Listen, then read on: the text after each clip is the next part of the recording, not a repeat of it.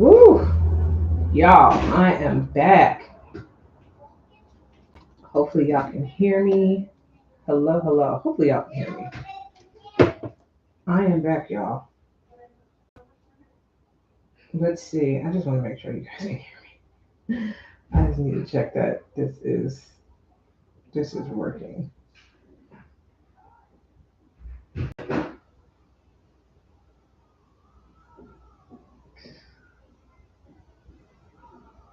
Okay. Okay. Y'all can hear me. All right. So, beautiful people, I am back. I am back. I'm back. I'm back for another lunch and learn from my amazing book, Breaking Barriers. So I've been doing this lunch series and I'm really excited about it. I just think it's a vibe. So we've been having conversations around my book, Breaking Barriers, and last time we spoke, I was talking to you about our introduction, which is called "It's Our Turn." And when I was looking at, okay, like what do I want to share today? I'm like, I'm still on. Let me just fix this. I'm still on. It's our turn. Okay, I'm still there because I believe that that message is so strong and it's really the heartbeat of this entire movement. So I wanted to go deeper today with my story because I share a little bit about it in the introduction. And I really feel like it's such a dynamic story because I feel like it's very applicable to what we see happening today and just the whole being fired from corporate America to building my own beauty supply store right here in the heart of New York City. I think it's just really, really dynamic because my journey is proof that when Black women decide to take ownership, there is absolutely nothing that we can't do. Okay. So welcome to my YouTube channel. My name is Janice Fredericks. I am the owner of Fabulous Freddy's and the Retail Genius. Fabulous Freddy's was the store that I launched in 2010, and then we moved on and started the Retail Genius, where I took the same blueprint that I used at my store and gave it to other people to open their stores, and literally they were able to take that blueprint and run.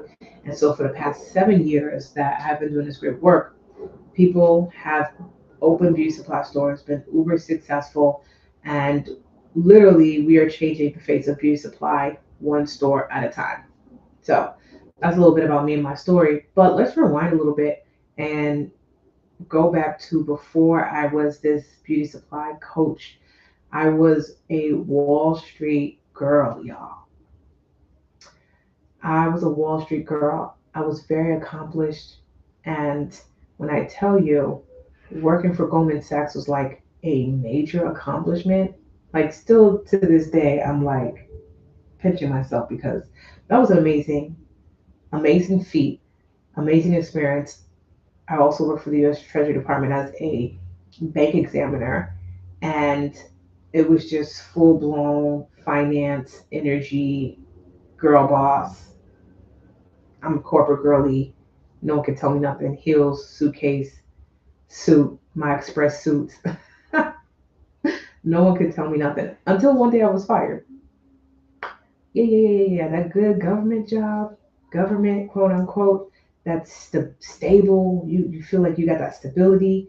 You're stable until you're not. And I had no exit plan, no exit strategy. So I remember when they called me in, it was my last day. I feel like they had given me like a period or two to like get all of my documents together for them to actually let us go. It was me and like a whole bunch of people. So it wasn't like I was isolated. It was like a whole bunch of people was let go. And I was just so depressed, y'all. I was so depressed. I felt so much shame. And I remember walking in and you know, like you got those big bags and there's computers. I had to return so much stuff and it was just so depressing. I was literally in tears. I was in tears. I was so devastated.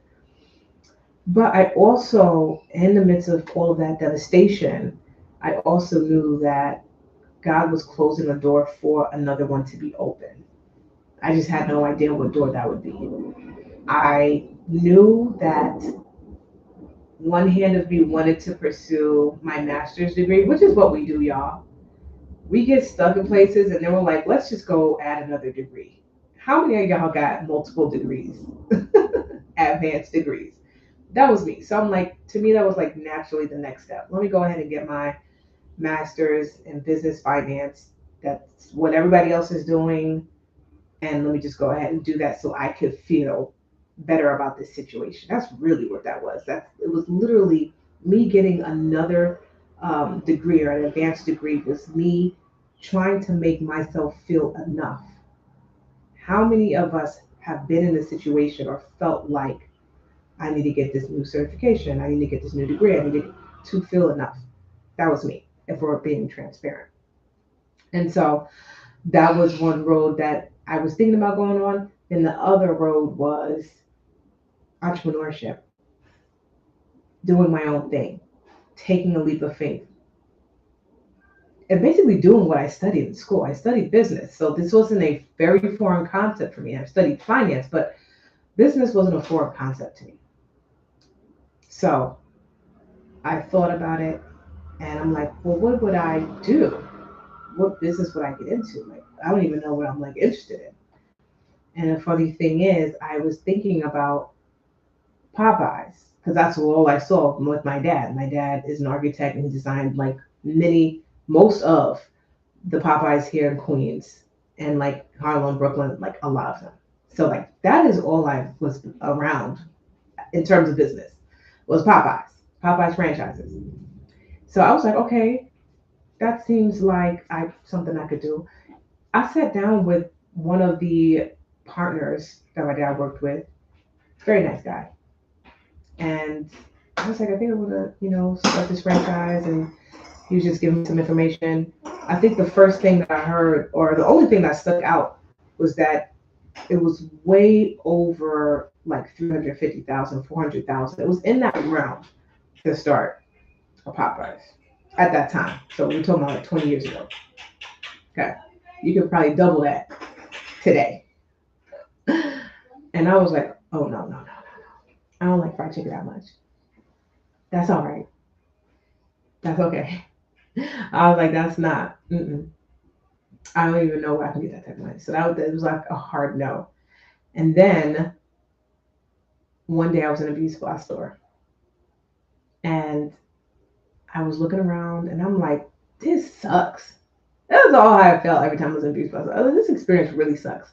And it doesn't have to because I absolutely love being in the space of products and looking at different things and just being on the consumer side of it. I loved it. But the experience and the people and not being able to get my questions answered, that part always sucked to me. And you always feel mad when you're in a space or in a place or in a business where you're spending your money and the service just completely sucks, guys. Like it's the worst feeling in the world because like I'm giving you my money and I'm like I'm not satisfied. I'm getting a product, but I'm just not satisfied with this experience. And I looked around and I saw a whole bunch of other black women, literally same thing. We're all just frustrated. We're like we hate it here. We're just complaining. But at the same time, I still see the cash register going, cha-ching, cha-ching, cha-ching, cha-ching. Y'all still spending that money. Nobody's walking out. Cha-ching, cha-ching. No one's getting their questions answered. We just buying stuff. Cha-ching, cha-ching, cha-ching. I sat there for maybe 30 minutes and I feel like I saw somewhere around $3,000 worth of transactions. I just started counting stuff up. And that's how I am. Like, I could be anywhere and I just start counting and calculating. I just want to see how much y'all make. That's just me. So in that moment, I was like, I need to open a beauty supply store. This is the business I want to get into because I want to understand how y'all making so much money. It's mostly black women in here. Every time I come here, it's mostly black women. No matter what beauty supply store I'm in, it's mostly black women that's spending their money. And no matter what beauty supply store I'm in, it's mostly ran by Asians and some Arabs, but mostly Asians at this time. So I feel like that, to be honest with y'all, I feel like that piece of it just mostly being Asian was what I wanted to figure out. Like, I'm a girl that's always up for a challenge. And I'm just like, I just never see any black owned stores. I don't see black women running these businesses. I just see black women spending. It does not make sense. The math is not mathing. I knew that without even knowing anything else, that the math wasn't mathing. And that's when I decided I'm up for a challenge. That's just always me. I just got that challenge spirit in me. I'm just like, that's the dog in me. So I'm like, I'm just going to figure this out. Even though I've never seen it, I'm going to figure out how to open my own beauty supply store because I know that if I can get my hands on this product, I know that if I can understand the back ends of this business and understand operations, because I've already been in retail and I already had my business major, right? So I had experience in both worlds. I just didn't have no experience with beauty. And also at the same time, I knew I didn't want to be no hairstylist. I didn't want to stand on my feet. I didn't want to be no makeup. I didn't want to do anything where I could not scale it and grow it and have time freedom and financial freedom. I knew I didn't want to start a business where I would have to be the business, right? If you are a hairstylist, you are the business. If you out sick, your business is out sick, it shuts down. If you're a hairstylist, only salon is different, but if you are the person doing the service, right? That's it. You are the business. I knew I did not want that type of business model. So I just knew like retail was it, right? So in that moment, I'm in that beauty spot store. I'm like, I don't never see any black women owning these types of businesses. I want to go ahead and do this and figure it out because I know I'm gonna make a lot of money. If these people can make money and they don't even speak no English and they can't even answer our questions and they treat us like trash when we come in and we can still spend money with them, how many more customers can I get where a black woman has the opportunity to spend money with someone who looks like her? Who like, I love this. I would love to have a conversation with you about your purchasing decisions. So it was in that moment that I decided that's it. Okay, so let's talk about the moment of decision. A lot of you have made this decision where this is what you want to do. Like, you know that this is what you want to do. You're not going between real estate and Airbnb and doing all this selling weight loss stuff. Like, you already know. Some of you already know this is it. This is where my heart is. You made a decision, but you didn't move forward. I made the decision and literally took action immediately. How do you do that? You burn the boats. You burn the boats. There's no other option. So for me, there was no other option. I had burned the boats in my mind. I burned the boat of back to school and getting my master's. I burned the boat of going and getting another corporate job. This was the only route for me. And this is what you have to do when you make a decision and you want to bet on yourself. You have to burn the boats. You cannot have a plan B or a plan C. This is how I get down. I'm also a woman that comes from an immigrant background, so I think for me also the grit, the grind, and feeling like there's no turning back, that type of energy is just instilled in me. So I said, we're burning these boats, and there's no looking back. There's no turning back. This is what I'm going to do. I'm going to go forward, and I'm going to take massive action. And by me taking massive action, meaning I made a decision one day, the next day, I probably created a business plan. I don't know the order of how I did things because I know I definitely did things out of order. But again, I was a business major, so I knew I had to create some type of business plan. I knew I needed to create some type of financials. And look at this, y'all. So I put something together. I remember that I presented to my family. I don't know if I asked for $10,000 or 20,000. I really don't remember, but I did a PowerPoint presentation, which I wasn't new to PowerPoint. I was doing PowerPoint presentations as a bank examiner for the U.S. Treasury Department, so I knew how to present numbers. I had that skill set. So I presented my business plan to my family members, right? And this is why I teach my clients crowdfunding, because you never know who is willing to actually invest in your business. You just never know. Don't make any assumptions people don't got it. Don't make any assumptions that people aren't interested and everybody's a hater. You never know. Okay. This is where I got my original idea of pitching. And this is where I learned how to pitch. It's because I first pitched to my family because I didn't have no money. So I pitched to them. All I had was a 401k, and I feel like I probably had 10, 15,000 in that. And then I got an investment, maybe $5,000 from my family collectively, maybe. And then I went and found me a mentor, which was another store owner across town.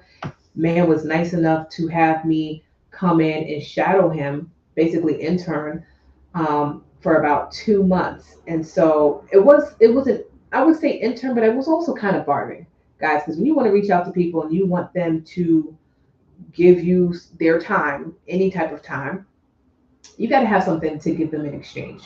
And so because I knew that he didn't have systems in place, he didn't have like really solid like accounting and financials in place, like the business back end wasn't there. I plugged that into his business as I was like his beauty intern. So I was understanding the vendors, the beauty products. I was understanding inventory, pricing, structure. I was understanding the systems, right, of a beauty supply business, right?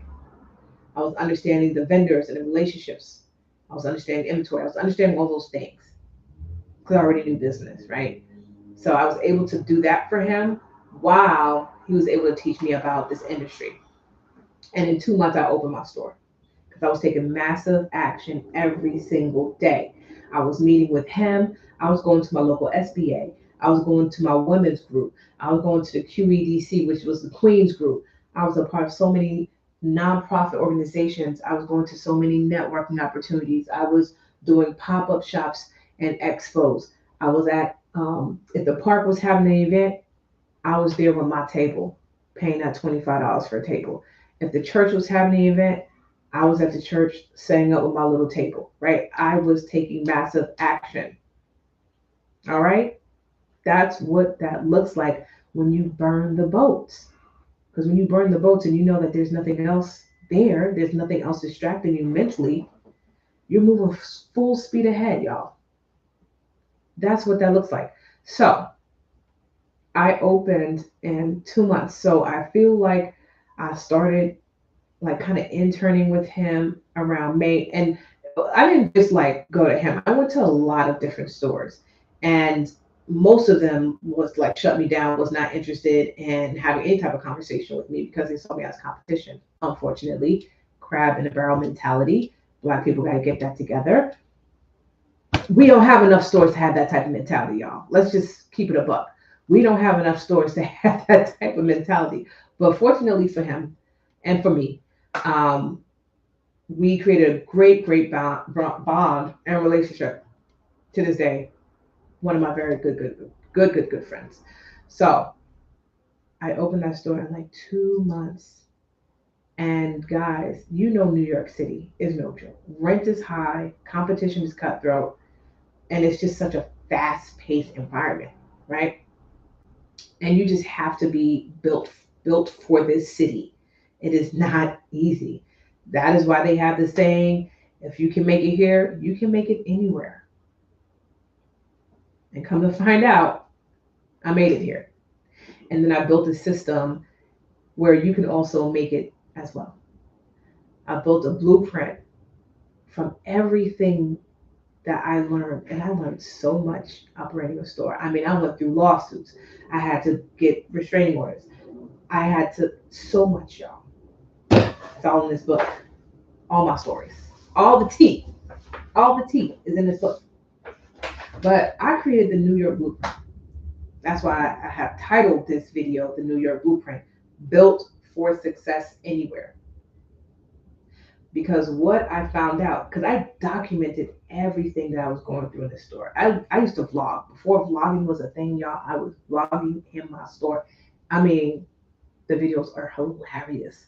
But I always had my camera on. I was always talking to the camera and just like sharing my experience. I remember one time I was just talking to the camera and I got a phone call from one of the programs that I'm part of. That's why I'm telling y'all need to be a part of all the nonprofit organizations. And it was around Christmas, and they said that I was approved for like a grant or something. And when I tell you, I needed that money. I got it all on camera, crying and everything, just so grateful. Y'all got to be a part of every organization because you just never know how someone can come through for you. But I say all that to say, I documented everything. And this is how I was able to create the blueprint that I was able to share with other people. They took the blueprint, they took the New York blueprint and literally applied it to their store and was really successful. But again, guys, when I built my first store, I didn't have no roadmap. I didn't have no blueprint. I had to figure it out. I had to figure out how I was going to fund this business without money. I write that in this book, right? I had to figure out how to find reliable vendors, what to look for. You know, how do I know who's who? Like anybody could say that they're a vendor. How do I know if this person is legit or not? I had to actually, I don't want to say waste because it was a lesson learned, but I spent like $25,000 with the wrong vendor my first couple of years of business just because I didn't know who was who. That was just part of it. I read that in this book. I had to figure out how to really design a space, a premium space where Black women can feel appreciated, wanted, seen, loved, all of those things. It was all trial and error and grit. But every lesson from that experience turned into, again, what I call now the New York blueprint. Because when I tell you, I had so many days where I cried. Why is this happening to me? Especially when I had to deal with employees stealing and, you know, the betrayal of that whole situation with some employees that I really treated like little daughters, which, again, everything is a lesson learned. You don't treat your employees like family. I know everyone likes to say that, but it's a hard no for me. You don't hire family and you don't treat the employees like family. Everybody just, we are here to work together. We are here to bring these products to people. And that's it. That's it. Okay. So everything that I went through was for a reason. And that was a hard, some of those lessons were very hard for me as a new business owner, as someone who was very vulnerable and just really wanted to share this vision with everybody. You know, I now understand there's certain things you share with your team, and there's certain things that's just for the owner, for the founder, period. Okay. So this is where the book now comes into place, where we are breaking barriers as Black women, because it is our turn to not only own stores, but really own the entire supply chain. Black everything, right? Circulating the dollar in the Black community and building legacy and wealth for our children, our family, and our community. So when I talk to you guys about this blueprint, this nothing is theory. This is all based on my experience operating a store in the toughest city and having amazing results. And my clients are proof that with the right blueprint, you can reclaim a piece of this industry as well. So here is what I now want to share with you guys, which I'm super excited about. We now have the official link for you guys to join our virtual launch party. I'm going to drop it in the chat. This is a free event of us just really celebrating the official big launch of this book. And what I need for everybody watching is to literally sign up for the virtual launch, because I have a big goal to make this an Amazon bestseller. in the business section November 1st. So November 1st, I need everybody, you and your entire family, to show up to this virtual book launch. If you don't have a copy of the book, you can grab it at the link. I just dropped the link for the virtual launch there. So you have the opportunity to, of course, sign up for the virtual launch. And then if you want to buy the book, you have the opportunity, once you sign up for the virtual launch, to buy the book after. So when you click the link and you click join the virtual launch, it's going to give you a form so that we can secure your spot at the virtual launch. And then it's going to send you to another page where you can purchase the book before it launches November 1st. But guys, the virtual launch party is going to be super powerful, and it's going to be giveaways, it's going to be special guests, it's going to be behind the scenes stories, and so much more. But you must be live for these amazing giveaways. And guys, trust me, I am giving a lot away. Okay, I am giving a lot away for everyone who shows up and buys a book live, because it's not just about like a book. Like, this is a whole movement, as I have been preaching and saying for years. It is about proving that when we come together as Black people, we can dominate an industry that once literally shut us out. Okay, so what I want you guys to do right now is, you're able to click the link in the chat or in the comments or somewhere in this video to join our virtual launch party. You can type in launch. If you're watching this on the replay, you can type in launch, and I will send you the link as well. Go ahead and get your copy of Breaking Barriers today, and share this with a friend who is also interested in opening a beauty supply store in 2026. Because, y'all, this is our time. It is our turn. And we are going to be breaking barriers and making history together. I'm super excited. So, guys, I will see you guys on another Lunch and Learn, 1 p.m. Eastern time. Guys, subscribe to my channel so you get a notification when I go live. Bye, guys.